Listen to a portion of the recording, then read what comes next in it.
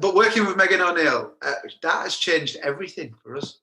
Really? Yeah. Really? So I don't want to sound surprised. Sorry, but surprised. We started working with a very small handful of art. We were working with the entire world at one point. We really knuckled down, and from 2015 up until 2017, we would be doing writing sessions either for ourselves or with other people for them. We would be doing writing sessions up and down the country, across over to America, wherever we could. We would have our publishers and our label and our management to find writing sessions, because we wanted to. At the time, it was encouraged by our record label, and we wanted to do it in a way that we were trying to find more material so that we can complete the second album, which was the Light Up the Sky album. So we got into a habit of writing with so many people. And then at a stage when we had just started writing from my home, and we'd started working with other artists, there was a handful of artists that we're all friends with now, whether it's Megan or Lucy May Walker. They trusted us and they trusted our production. And when you're a writer, I hear a lot of people say this as well, is like whether it's One Republic or you know, the guy from the beach, the Beaches. You should tell us. Sorry, Joe? Bleachers. They knew their capabilities, but they didn't believe. It's a bit of an imposter syndrome thing going on, where they didn't really believe that actually what they're doing is legit, even though it sounds legit coming back at them. But there was a handful of artists that had worked with loads of different producers and different writers, and the relationship that we had and was probably the strongest with Meg. It was the strongest with Meg, because we ended up making an album together. Gave us the confidence to not only believe in ourselves, but believe in ourselves to the point that we ended up hiring and still have a separate studio. We moved out of our homes and moved into another studio. And we have continued to work in this capacity ever since, from that first album. At the start, Meg, you were like, so you came, I remember the day that you came for the writing session, and it was that, we wrote Any Younger then, didn't we? And the very first one, I think. Yeah. Yeah. I remember that. And you came and you were kind of like in that album process. And I remember you saying something, you're like, I think I'm going to get you guys to do my next album. Off the blasé cuff thing to say, you know, and we go, oh yeah, that'd be cool. And then a year later, you were like, yeah, I'm out of album cycle 2 now, and I think I'm just gonna start writing again. But I'm think you guys would be the ones that I wanted to produce my album. Can I come and do a writing session? And again, it was not. We didn't really not believe it, but it was just one of them statements. You go, oh, that'd be nice, wouldn't it?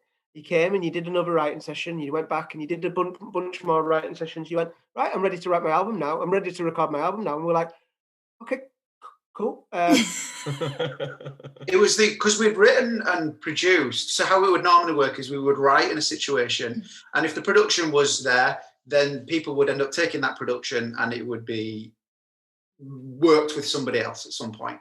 And that was great. And then there was a handful of artists that we had completed full bodies of work with. But some of those artists were incredible artists, but they were doing projects that maybe they wanted to just keep for themselves, or they were not working with labels and management, and they were just using the material to build their careers. And that was a great learning experience. And actually still, like, a lot of those albums sound great.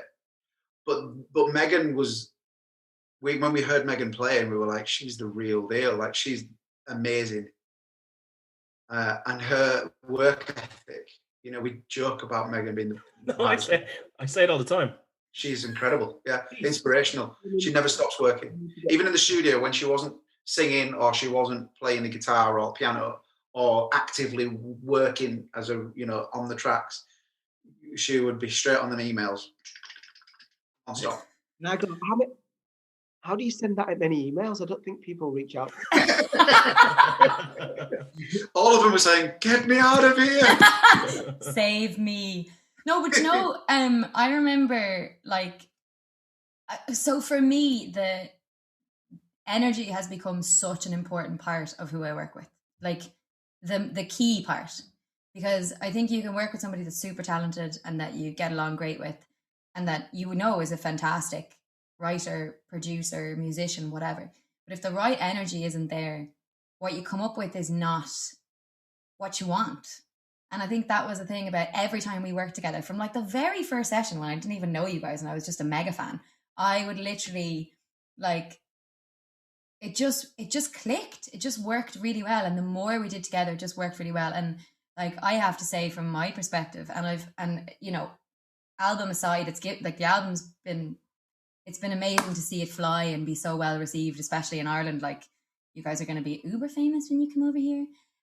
But like the comfort level in the studio, and this is what you guys do really well as producers, and I know you will for, you know, years and years to come, and artists that you work with, is like you provide a level of comfort so that the artist can have creative freedom to try anything. And I'd never had that, even though I'd worked with great producers before. I'd never had that level of freedom. Like, for when I was handing you the guitar, Joe, to be like, you're playing this, and Dave was like, you're playing this, and I was like, I am definitely not. Joe is playing this. Joe is way better than me. And like, even just that level of comfort to be like, well, try it. Look, worst case scenario, we don't use it. Joe can play it then. But whatever, like, just that level of feeling like you can try anything is huge. Yeah, because how frustrating is it as an artist, especially because you're the one who's going to have to go and tour it. And you go, I didn't play any of this. Or, and then someone goes, oh, I love them licks, or I love them, but you're all over that album. You know, you're playing all the keys are you, all the majority of the acoustic guitar is you, and then you brought in your favorite players, you know, on the guitar, and then we've got Lucy Revis on the. Lewis. I remember that day Lewis came in and did that lick on well, on a couple of the songs, but he did that one on Should Have Known Better. They're like dum dum dum dum dum dum, and all of us were just like, that's it.